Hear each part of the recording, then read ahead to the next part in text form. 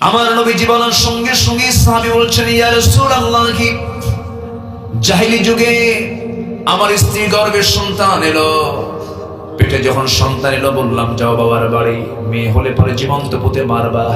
কিন্তু বউটা আমার আড়ালে, সন্তান মেয়ে হলো আমাকে জানালো না, বললো মরে গেছে।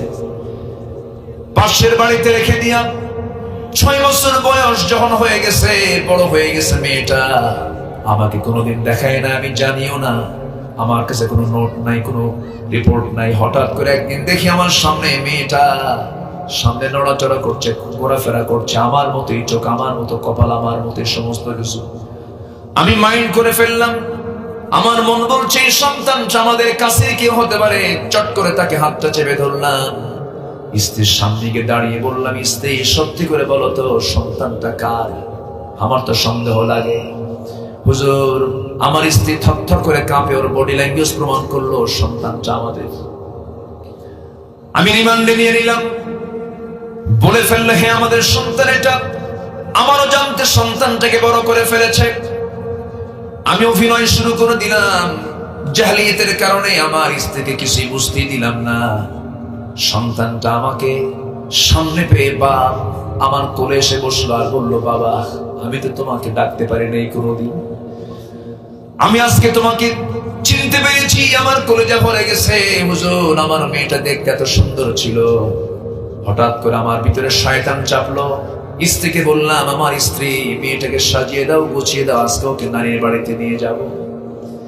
এই কথা বললাম যখন মেয়েটা এত খুশি, মেয়েটা হাসতে হাসতে আমার কোলে এসে বসে আমাকে কপালে চুমু খায়, আদর করে, মোহাব্বত করে।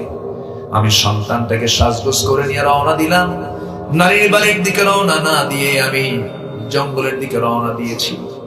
সঙ্গে সঙ্গে মেয়েটার মুখটা ছোট, বলছে, ও আব্বা জান, আমার মার সঙ্গে আমি এই দিক দিয়ে গিয়েছি, তুমি এই দিকে কোথায় যাও, জঙ্গলে কোথায় যাও? কিচ্ছু বললাম না। না বলে, কোনো কথাও না বলে জঙ্গলটা পার হয়ে গেলাম। ঠিক দ্বিপ্রহর দুপুর বেলা, হাতে আমি কোদাল নিয়ে যখন গর্ত খনন করছিলাম, প্রচন্ড গরমে আমার ঘাম ঝরতেছে শরীর থেকে, আমার দাড়ির ভিতরে, চুলের ভিতরে মাটিগুলো সিটকে সিটকে এসে পড়ে। আমার মেয়েটা ছোট্ট তার হাত দিয়ে, কুচি কুচি হাত দিয়ে খিলাল করে করে আমার সেই দাড়ির ভিতরে থাকা ময়লাগুলো সাফ করে দেয়, মাটিগুলো সাফ করে দিচ্ছে। আর ঘাম যখন ঝরতেছে, গামছা দিয়া আমার ঘামগুলো বারবার মুছে দেয়, বলে, বাবা এত কষ্ট কেন করছো, গর্ত কেন খনন করছো? মেয়ে তো জানে না আমি কিসের জন্য গর্ত খনন করি। আমার নবীজি সামনে বসে বসে কথাগুলো শুনছিলেন। এরপরে বলেন, ও সাহাবীর পরে কি হলো বলো? হুজুর, গর্ত খনন যখন শেষ হয়ে গেল, মেয়েটাকে আস্তে করে অভিনয় করে বললাম, মা দেখো তো গর্ত খননটা কেমন হয়েছে। মেয়েটা একটা মুস্কি হাসি মারলো। হুজুর, সেই মুস্কি হাসিটা আমি এখনো ভুলতে পারি না।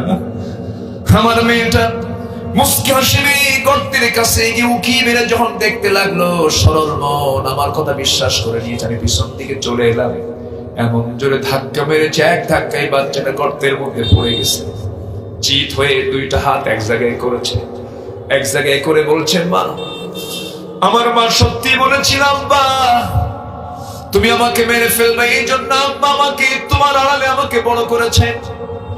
ও বাবা, তুমি আজকে বুঝেছি তুমি আমাকে মেরে ফেলবে। বাবা, আমি তোমার কাছে একটা বার প্রাণ ভিক্ষা চাচ্ছি, প্রয়োজনে ভিক্ষা করে খাবো, আজকে বাঁচায় দিবা, তোমার সামনে আমার মুখটা দেখাবো না।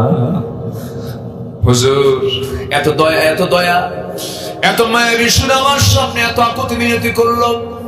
আমার পাষাণ হৃদয় চুল পরিমাণ গলল না। শিরকিয়াতের গন্ধের কারণে আমি পাষাণ হয়ে গেলাম। সমাজের কারণে, মানুষের কারণে আমি মেয়ের বাপ, আমাকে আন্ডার এস্টিমেট করবে মানুষ, সেই জন্য আমি সেই সময় একটা বড় পাথর হাতের মধ্যে নিলাম, চোখ বন্ধ করে ওই সন্তানটার বুক বরাবর মেরে দিলাম। ফিনকি দিয়ে রক্ত পড়ে গেল। নিজের হাতে পাথর চাপা দিয়া, মাটি চাপা দিয়া আমি তাকে জনমের মতো দুনিয়া থেকে বিদায় করে দিলাম। আমার নবী যে এই কথা শোনার সঙ্গে সঙ্গে রাসূল করিম সাল্লাল্লাহু আলাইহি সাল্লামের দুই চোখের কোনা বেয়ে পানি পড়ে, আর বলছেন, ও দাহিয়ে কলবি, তুমি যে অপরাধটা করেছ, তুমি কি জানো আল্লাহ তোমার অপরাধটা মাফ করে দিয়েছেন? তবে একটা কথা জেনে রেখে দিও দাহিয়ে কলবি, আমার সাহাবী, মানুষ যে এত পাষাণ হয়, এত হৃদয়হীন হয়, এটা আমার আগে জানা ছিল না। মানুষ এই অসভ্য বর্বর সমাজকে রাসূল 40 বছর পর্যন্ত ট্রাই করেছেন। কোরআন ছাড়া ট্রাই করার কারণে তিনি পারেন নাই। বিশ্বনবীর মতো বিশ্বমানের চরিত্র নিয়ে যদি তিনি না পারেন, আজকের এই ঘুমে ধরা সমাজকে ঠিক করার জন্য যত কোরআন ছাড়া বিধান আসুক না কেন, সমাজ কি কখনো ভালো হতে পারে?